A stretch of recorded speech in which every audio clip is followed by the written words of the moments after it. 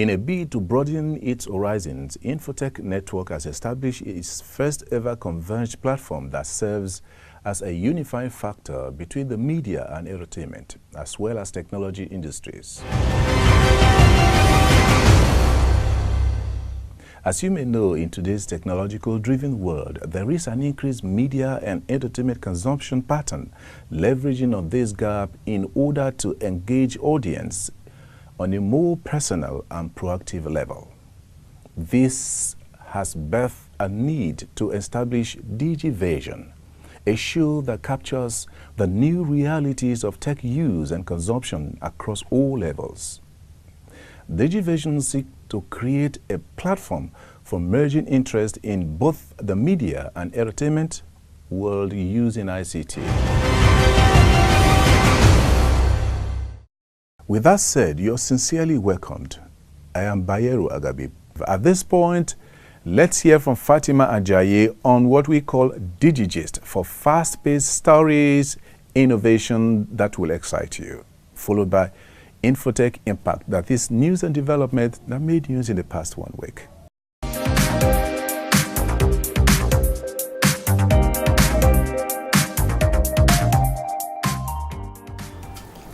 Hello and welcome to this week's edition of Digigist, and I am Fatima Ajayi. This week we have another young innovator. Her name is Michelle. Correct. She is a shoemaker. Yeah, a shoemaker. She's a graduate of UNED Ben and she has a BS in International Studies and Diplomacy. She has decided to go into shoemaking, not makeup, not even planning, but shoemaking. That makes her quite unique because obviously you would have expected that a guy would be a shoemaker, not a lady. But let's ask her why she has decided to go into shoemaking and not something else. Hello, Michelle. Hello, Fatima. Do you want to tell us what actually inspired this thought? Why didn't you decide to go into makeup or event planning? Why shoemaking? That was very interesting because I didn't see myself back in way back in school that I was going to be a shoemaker. But it was all these things started when I just graduated. I was working, and where I was working, the pay wasn't regular, and the guy was owing a lot, and the money wasn't enough for me. So, and alongside with my job, I was selling the slippers for a company. And one day I asked that particular company if they could produce or make sandals for me with my label in it, and they said yes, they do it, but it was way too expensive for me to resell. So a friend of mine introduced me to someone that makes shoes, or the guy that taught me how to make shoes. So when I met him, one day I just watched him make shoes, and I don't know, I was so excited watching him. The way he cut the pattern, the way he cut the pattern on the leather, and the way he was lacing the shoes, it was so, I was just amazed. Why didn't you decide to be a diplomat, just like what you studied in school? Why did you decide to go out of a picture? What, like, normal ladies wouldn't do that? That's very unique. Yes, I tried. While I was working, while I was learning how to make shoes, I was looking for a job alongside with it, because at the initial stage, it was as if I was deceiving myself. Like, oh really, you want to make shoes, Abby? So is this shoe that will take you to where you're going to? Okay, but I was looking for a job. But the day I decided not to look for a job, I think my uncles asked me to send my CV. So I went to my my inbox, my email, and I went to sent messages. I saw 65 sent messages. So I was wondering the people I've been sending messages to.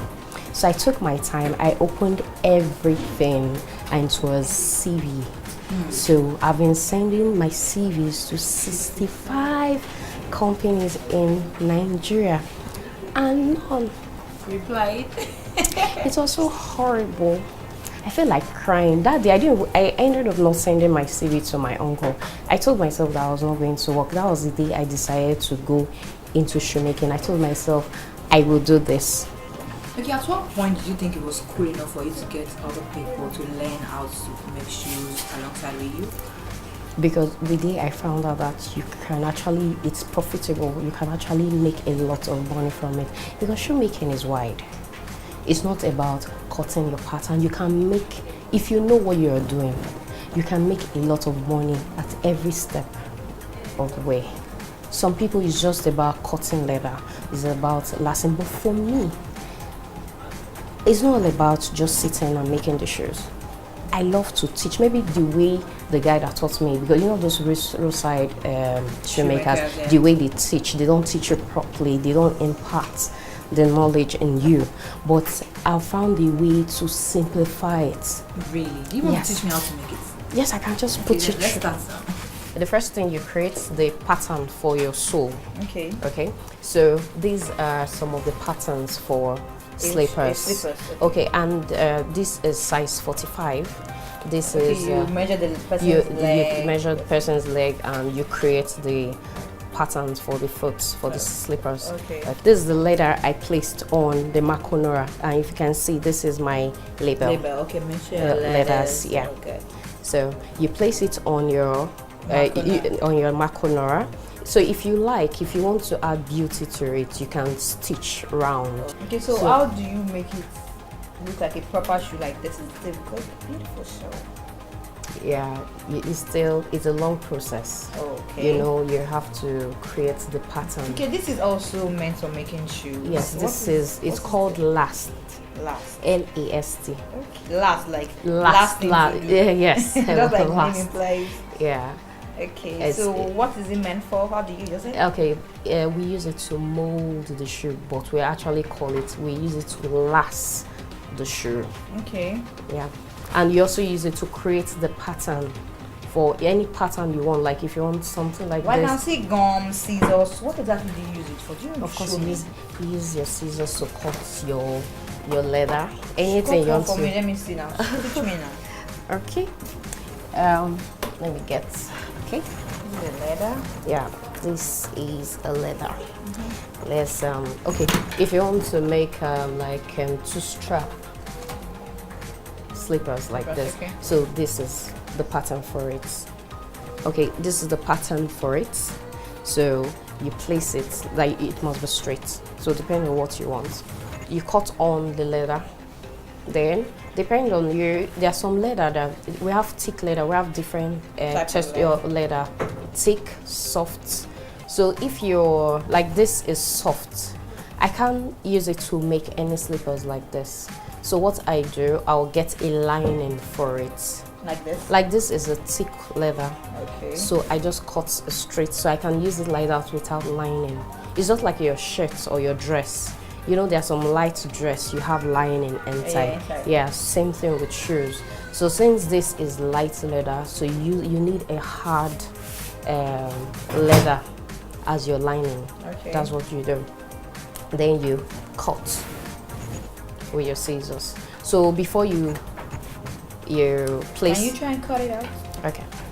Let's see how it works.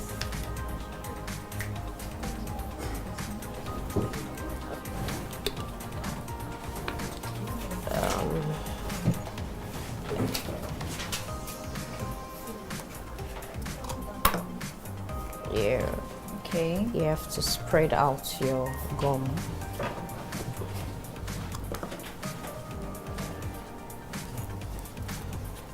You spread it out, and you have to make another trace another Just strap one part, like I this. guess. Yeah, on the same leather, so that you can apply gum on the other side of the leather, then gum boots. Okay, so you want to put it on this part. Is it that you just put it here? No, you have to make punches What's first. Okay, this is what this. Okay. Use it to make holes. For this. Yes. So Okay. you punch your holes, then use your cutting knife to cut. Can you So- also use a blade? Yes, you can use blade if you Then want to. after making the punch, you now put it in the hole. In the Just hole, like this. yes. Yes, you can. After making the holes, you can fix your leather on it. On it, okay. Yeah. Then this you can Then you apply gum. Okay. I guess making a shoe is a complete It's a different entirely. process, yes. Is it, which is more task? Sure. That's why it's more expensive. I Yes. guess. decide to learn shoemaking? Why didn't you just decide to start selling shoes, like buy and sell ready-made shoes, or probably sell clothes? There are different things guys do. Why did you decide to just go deep, like learning how to make shoes? Well, for me, shoemaking is something that is fascinating. I enjoy when I see people and doing something different, you know, bringing their creativity to what they do. So going to buy shoes and selling is just like you've lost ideas.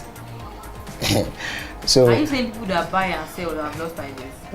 That's their line of business. For me, I believe if you want to do something, if you love something, if you want to do it, learn it and bring it out, put your creativity in it. So why did you decide to learn shoemaking? Why not tailoring? Why not catering? Why not makeup? Why shoemaking? Okay. I don't know. I think because you like Michelle's face? Funny enough, it was when I came for the training. I think I'm seeing her face for the first time, so it's not actually because of her face. Okay. But I love to work with leather. I do leather work on the pad, but not shoes, bags. So I wanted to know more. I wanted to know about shoes and all that. So I felt, okay, let me learn how to make shoes as well, since I already have an idea of leather. And moreover, I just love to work with leather. Just want to like one word for young innovators like you that have different things in their mind, but they are scared. That they are really scared. Like people are not going to key into it. That people are not going to encourage them. What do you have to say to them? The thing is, you are the only person that can encourage yourself. You are the only person that can push yourself. Yes, there's a time that I was telling myself, oh God, this is so much for me. I want to quit. But when I look at the future of what I can actually achieve from shoemaking, that alone gives me courage to stay back and keep doing what I do. As in, it's like it gives you strength. Because it's not all about you writing your vision. If you write your vision, if you have a dream, you have to run with your vision. You have to, in fact, chase each day. When you wake up, you pray about it. You ask God, okay, what can I do? What's the way forward? Find out more about that thing you want to do. I always tell people, don't always reason the money. There's some businesses you can start up without huge capital. Like shoemaking is amazing. You've just heard from Michelle Ekore. She just told us how interesting and lucrative it is being a female shoemaker. That's kind of really unique. I just hope our young innovators, young entrepreneurs will just stand up and actually do what they know how to do best, so that the rate of unemployment in Nigeria can actually reduce. And that'll be all on this week's edition of Digigist, as I remain Fatima Ajayi. Bye for now.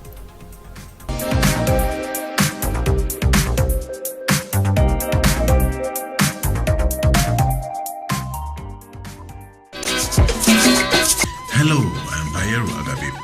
As we face the new society driven by data and information, Cyber Africa provides you a trusted platform. Here we understand how telecoms, the internet and the media are redefining our world.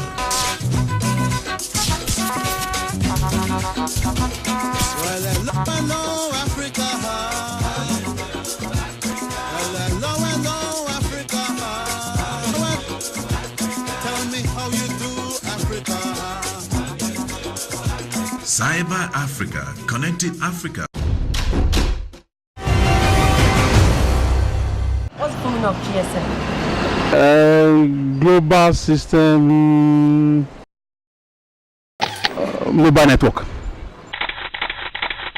What's the full meaning of GSM? GSM. General. Should be general madness. I don't even know. What's the meaning of GSM? GSM. Oh my god.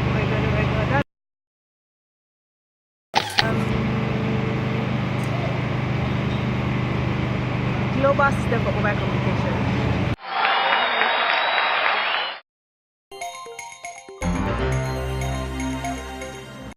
The world is innovating so fast, impacting the way we live, work or play. For countries around the world that has embraced innovation, great opportunities in wealth are created through open innovation as government, the industry, the academics and the communities are playing key roles to make innovation possible through a vibrant ecosystem, which is key in achieving the global goal of sustainable development. According to the Nigerian Bureau of Statistics, the country's unemployment rate has increased to 9.9% in the third quarter of 2015, representing the fourth consecutive rise in the unemployment rate since the third quarter of 2014. The Bureau revealed that a total of 1,454,620 Nigerians are unemployed in this quarter compared to 529,923 in the second quarter, and this has led to an increase from 8.2% in second quarter 2015 to 9.9% in third quarter 2015. Despite the high rate of unemployment, current recession, Nigeria remains one of the biggest economies in Africa and an emerging one around the world, with great human and material resources and a great population of young people who are passionate to drive change through technology. The issue of unemployment is a major issue in Nigeria, more importantly with our teeming youth. They are energetic, they are vibrant, ready to explode. What we are doing our part as NIDA is to train them in the new way of doing business, the new way of making money, which is ICT driven. At the moment, the country is facing an economic recession that has kept its citizens in great hardship and very bleak future. Oftentimes, one wonders how a country richly endowed with enormous potentials and before now, great economic outlook, as a top oil producing country finds itself in underdevelopment and even economic mess.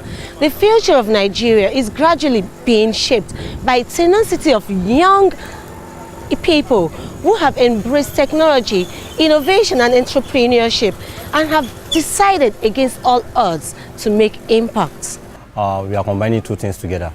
The designing, the technology aspect, which is the creativity itself, and converting it to money. That is the entrepreneur. Now I'm not confident of myself, and my other colleagues so are confident of themselves that we can now do something to better the future and increase the GDP of the economy. There are so many youths out there who have this creativity burning hot in them, but they don't have anyone to put them through. With the level at which we are living, I bet it's with others to say the sky is our starting point, not the limits. The recent visit of Mark Zuckerberg, the CEO and co-founder of Facebook, to the CC Hub in Yaba shows that the world is taking notice of what is happening in Nigeria, and the CNN report says that the visit was a great boost. We have witnessed several businesses co-locating in the same area with the hub, and many other technology hubs are also springing up in other cities like Abuja, where more young innovators are showcasing their talents and gradually coming into limelight. There's something here in Africa, especially Lagos, Yaba, that most people are not seeing, and for Mark Zuckerberg to have come, it shows that there is a lot of things going to come out here. We have talent and we have the people who can actually turn this great nation around and that can make it great, and those are young people, and we need to invest in them and give them everything they need to build the future that we want to see. Startups are setting the pace, making impact, expanding their operations while providing employment for Nigerians. There has been an increased awareness in social entrepreneurship, where technology is used as a tool to drive social causes in driving social entrepreneurship in Nigeria. Technology has really enhanced my mode of thinking. We have a phone, so you can check your phones for designs on shoemaking, the different patterns. You can learn how to make shoes patterns from YouTube. So technology has helped in that way too. And then the whole networking thing, you can ask someone else. You might not meet the person like physically, but you can actually contact the person, call, chat or something. So it has helped in that way. There is no doubt that there is great desire and passion for innovation in Nigeria. The opportunity that is created with increased use of mobile phones is enormous and largely untapped. There is a greater need to create more awareness and open innovations to foster both corporate, mobile businesses and startup innovations in Nigeria as to grow a mature ecosystem where successes become more predictable and more replicable. Ugochi Emmanuel reporting for Digivation.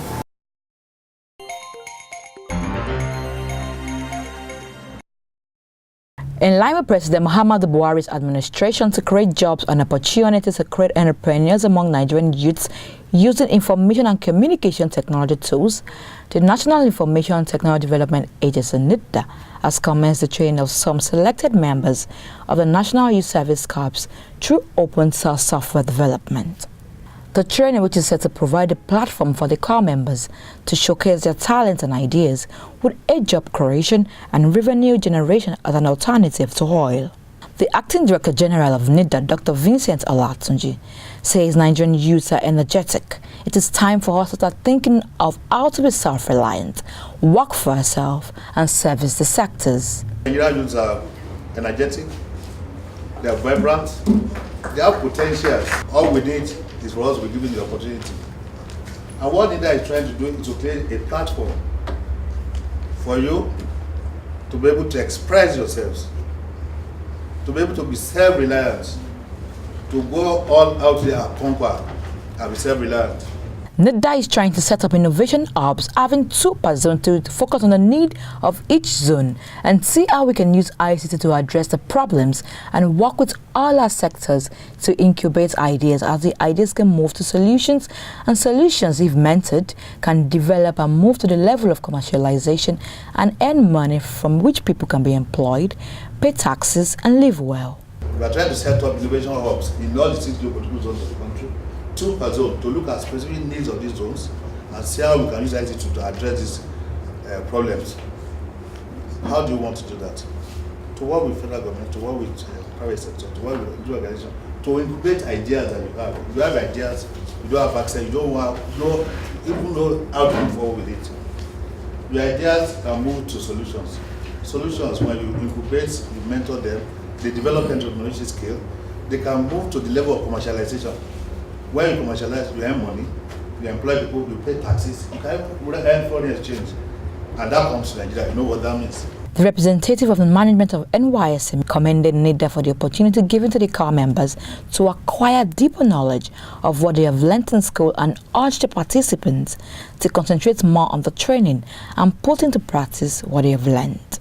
I want to encourage you to please be punctual and partake. Learn. What you are learning now is for your own good. Tomorrow you can teach others. As our father in the house said, whatever you learn now is your own knowledge. Nobody can take it away from you. Corps members expressed their sincere appreciation and spoke about what they have learned and how well they are willing to make use of their acquired skills. In the short time I've been here, we have learned how to create websites and host them using templates like WordPress and Joomla. So I'm looking forward to learning more so that I can create my own codes and create my websites from simple languaging. But when I was selected to partake in that training, I came here seeing how it's being done from Wi-Fi to Joomla, WordPress and Drupal. I was able to organize this particular website, www.mygoldenSMS.com. And to that, I added innovations to that now you can even send messages and they will enter people's phone calling their respective names. Not the normal routine, dear customer, but now you can send a bulk message that will enter somebody's phone and it will actually call the person's name in the content of the message.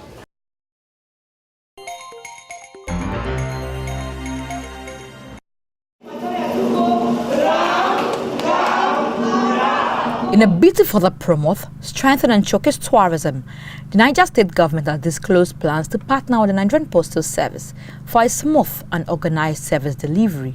The Commissioner for Information, Jonathan Vassar, speaking at the EMS Nigeria Managers event held in Mina, says the government is looking to see if the courier service NIPOS can have the emblem of its tourists.